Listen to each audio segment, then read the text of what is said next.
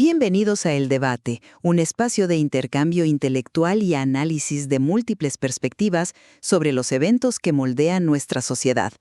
Imagina comprar el paraíso frente al mar por el precio de una bicicleta de segunda mano. Uf, suena una locura, la verdad. Pues eso fue exactamente lo que pasó en Costa Rica. Piensa en una extensión de tierra virgen en la costa de la Cruz, en Guanacaste. Una tierra que, según los registros oficiales, cambió de manos por poco más de 100,000 colones. Que es una cantidad insignificante, digamos, incluso para la época. Exacto, una miseria. Y fue diseñada así porque el Estado donó esas parcelas a familias campesinas vulnerables para que vivieran de ellas. Pero ahora hace un corte rápido al presente. Claro, a lo que vemos hoy ahí. ¿Sí? En esa misma tierra hoy se levanta un complejo hotelero de lujo, el Dreams Las Mareas.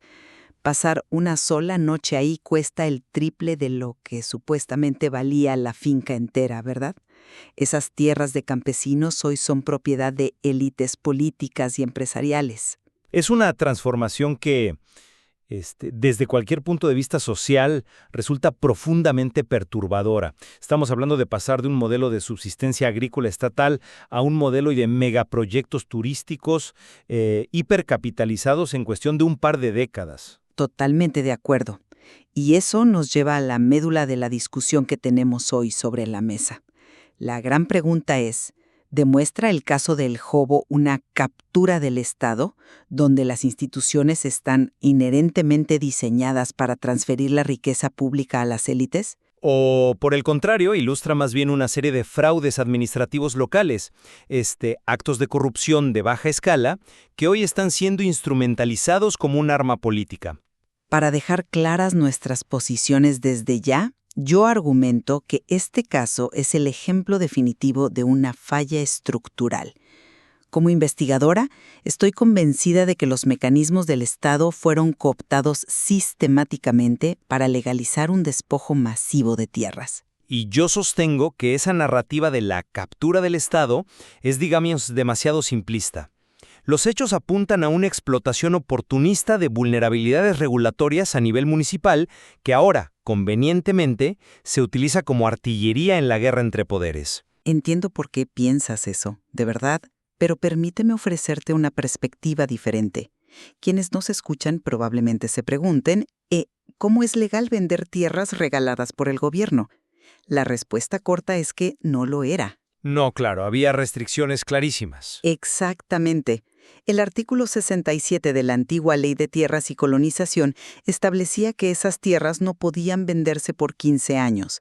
El propósito era proteger al agricultor de la especulación.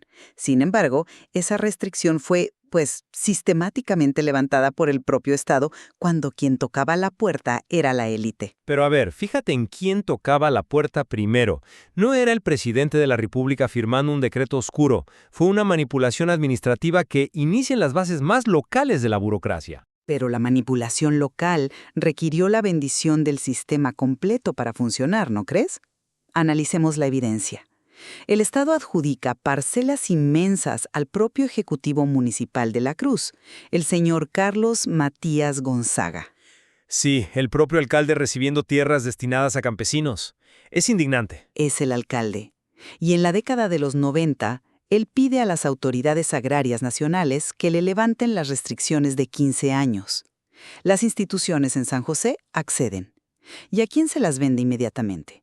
A Corporación Adral, donde figuraban los hermanos Óscar y Rodrigo Arias. Ya, pero yo lo abordo desde otro ángulo. Creo que al agrupar todo bajo este paraguas gigante de la captura del Estado, perdemos de vista cómo funciona realmente la anatomía de la corrupción. Suele ser mucho más granular. ¿A qué te refieres con granular en este caso? Pues que cuestiono esa visión de un Estado monolítico. Si miramos la línea de tiempo, el pecado original ocurre a un nivel micro. Tomemos otra de las parcelas. El Estado se la adjudicó legítimamente al campesino Rafael Espinosa. Ajá. Y fue el propio Espinosa quien, contraviniendo la ley, la vendió en el mercado negro por esos 100,000 colones a un intermediario local. Una venta totalmente ilegal que el Estado terminó blanqueando y validando. Sí, pero observa cómo se blanquea. No es un acto de magia estatal centralizado. La ley que buscaba proteger al campesino, al prohibirle vender, en realidad deprimió artificialmente el valor de su tierra. Lo obligó a vender en la informalidad, digamos. Exacto. El intermediario privado compra por migajas y es quien inicia el laberinto de sociedades anónimas y fideicomisos privados. El Estado Nacional no orquestó este traspaso, ¿eh? Fueron actores privados explotando debilidades administrativas. Pero cuando el Estado actúa como facilitador logístico en lugar de regulador, la línea entre explotar una debilidad y capturar al Estado simplemente desaparece. Bueno, no estoy seguro de que el Estado fue siempre un facilitador dócil. Te doy un dato crucial. En 2012, el presidente del Instituto Agrario intentó vender directamente tierras a una de estas empresas privadas. ¿Y qué pasó? Intervino en la Contraloría. Exacto. Las instituciones funcionaron. La Contraloría General de la República se negó rotundamente y ordenó un remate abierto. Si el Estado estuviera bajo control absoluto de las élites, ese mecanismo no habría saltado. Me alegra muchísimo que traigas a colación el episodio de 2012, porque ilustra mi punto a la perfección sobre cómo el Estado modula su velocidad dependiendo del cliente. Su velocidad. Sí, tienes razón en que exigieron un remate, pero analicemos el cuándo. La Contraloría emite su negativa en enero. A finales de febrero, en menos de un mes, instruyen la publicación del remate. El Estado habitualmente tarda años en resolver trámites para ciudadanos comunes, ¿verdad? Es cierto, la burocracia suele ser lentísima. Pero aquí organizan un remate público en tiempo récord. ¿Y quién gana? Precisamente la empresa que quería la tierra. Si publicas un remate de tierras millonarias y das menos de un mes, pues solo la empresa con información privilegiada tiene los estudios ambientales y el capital listos. Pero legalmente se cumplió el procedimiento, o sea, hubo publicidad y competencia teórica. Mira, si el sistema de seguridad de un banco es desactivado por el gerente local justo en el momento exacto en que pasa el camión blindado de la familia más rica, ¿debemos llamar a esto un simple fraude local? ¿O el sistema está diseñado para dejar que roben frente a nuestras narices? El problema con tu analogía del banco es que asumes una conspiración piramidal. Asumes que el dueño del camión blindado llamó al gerente para darle una orden directa. No necesariamente una llamada, pero sí un entendimiento implícito. La realidad suele ser más banal. El gerente local deja la puerta abierta esperando una propina, y el camión de la élite es el primero en pasar porque tiene el combustible para llegar rápido. El gran capital no necesita capturar todo el estado, le basta con aprovecharse de un municipio disfuncional. Pero es que esa supuesta disfuncionalidad local se sostiene única y exclusivamente porque está validada por la impunidad en el sistema judicial. Si miramos los datos empíricos, vemos un patrón clarísimo. A ver, los datos judiciales siempre son complejos de interpretar. El gerente local deja la puerta abierta porque sabe, con certeza matemática, que nunca habrá consecuencias penales severas para él y mucho menos para los dueños del megaproyecto. Yo no compro para nada la premisa de la impunidad absoluta, especialmente porque, mientras hablamos, existe un expediente penal activo investigando la legalidad de estas concesiones en el Jobo. Hay fiscales trabajando hoy en esto. Trabajando, sí.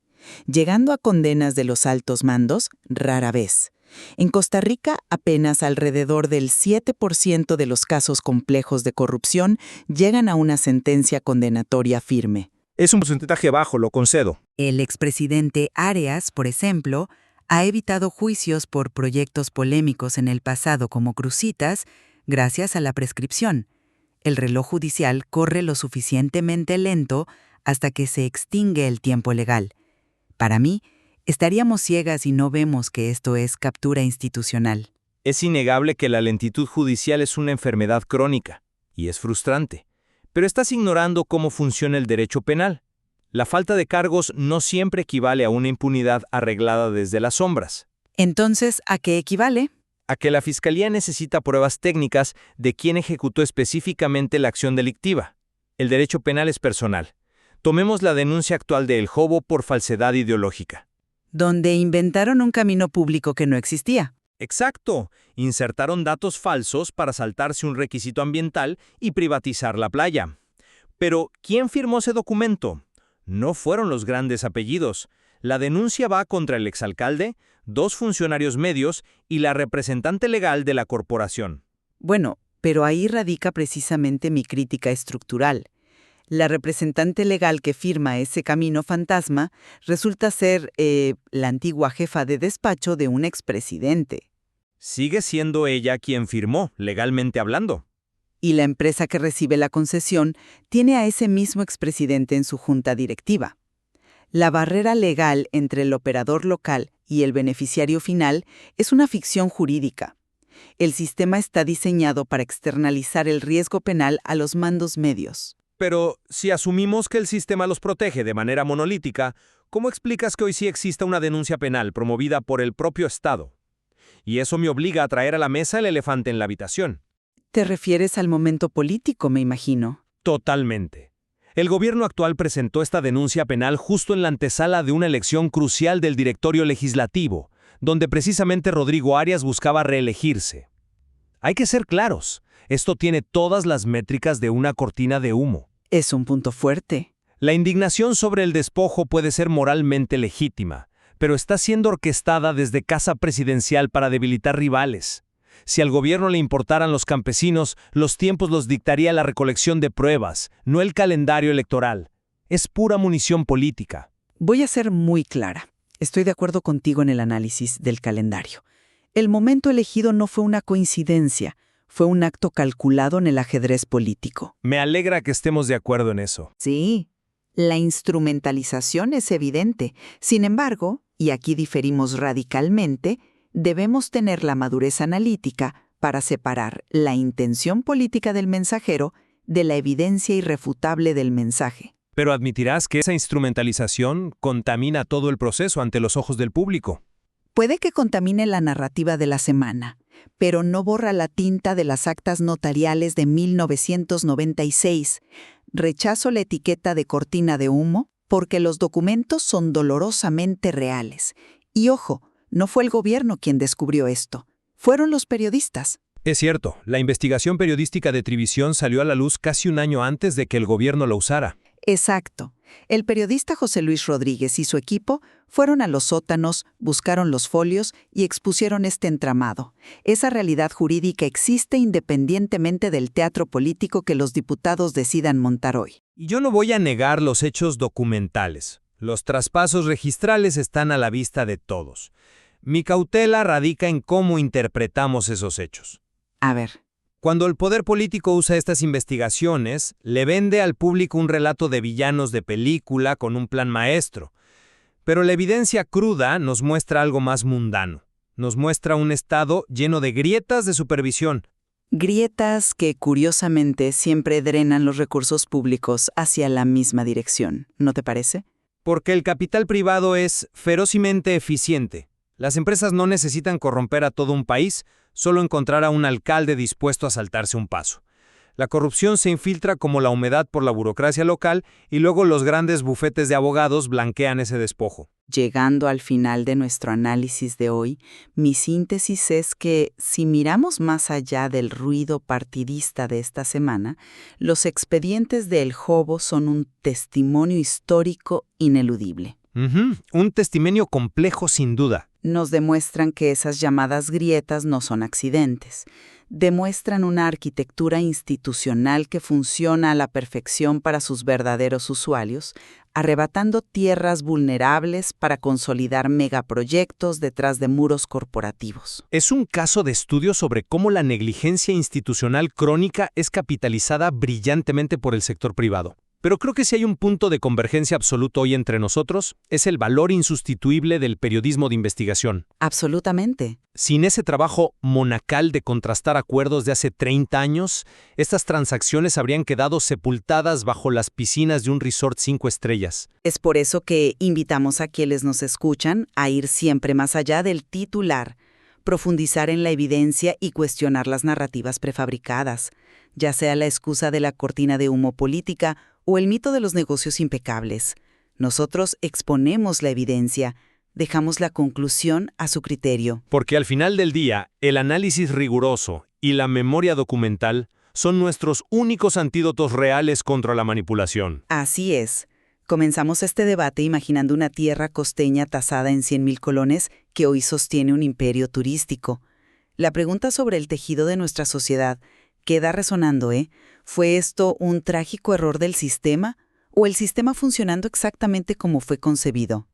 Gracias por acompañarnos. Hasta la próxima.